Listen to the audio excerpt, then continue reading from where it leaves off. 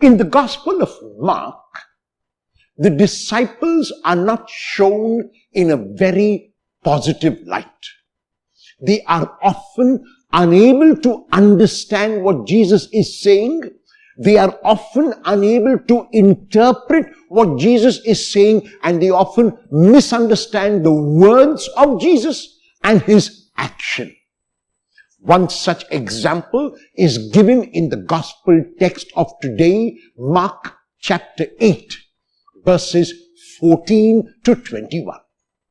In it, we are told that immediately after the feeding of the 4,000, in which 7 baskets were gathered, the disciples are in a boat, and along with Jesus, who is the provider of those loaves. And Mark tells us enigmatically that they had only 1 loaf, and they began to say to one another, "We do not have bread."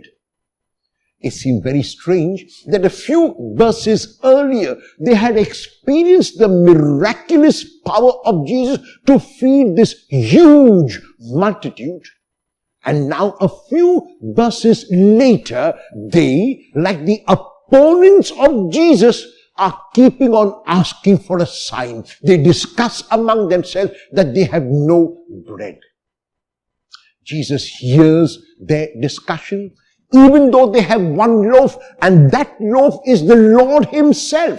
And the Lord is sufficient for all of their needs, but because they are slow of mind and slow of heart, they are unable to recognize him. And Jesus has to educate them yet again.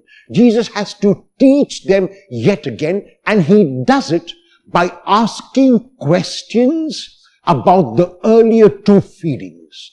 And the questions of Jesus are very significant because this is what the questions are. When I fed the 5,000, how many baskets did you gather? And they're able to provide the answer. They say 12.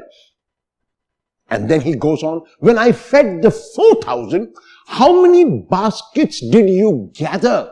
They say 7, which is the correct answer, but they're not able to understand. And then Jesus enigmatically or poignantly says to them, do you still not understand?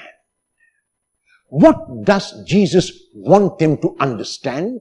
It is very clear from the focus of the questions what Jesus wants them and us to understand. Because the focus of the question is not on the miraculous event. The focus on the question is not on the stupendous power of Jesus. The focus of the questions is on what remains after the feeding. So the 12 baskets that remain and the 7 baskets that remain are the focus, and these baskets draw our attention to the fact that when we have Jesus with us in our lives, we will never be in need. There will always be abundance and more. So the 12 and 7 are figures which we must keep in mind. Jesus does not focus on his extraordinary powers. Jesus does not focus on his miraculous powers. Jesus does not focus on his ability to work miracles. He focuses on our gathering of the baskets and of what remains. There are times when, like the disciples, we too believe that the Lord is not with us when we do have him in our lives. And we keep looking everywhere and we keep discussing that we have no bread, and the Lord once again educates us. The Lord once again teaches us to remember not the miraculous, not the stupendous, not the extraordinary, but the mundane, the regular, the gathering, and the remains.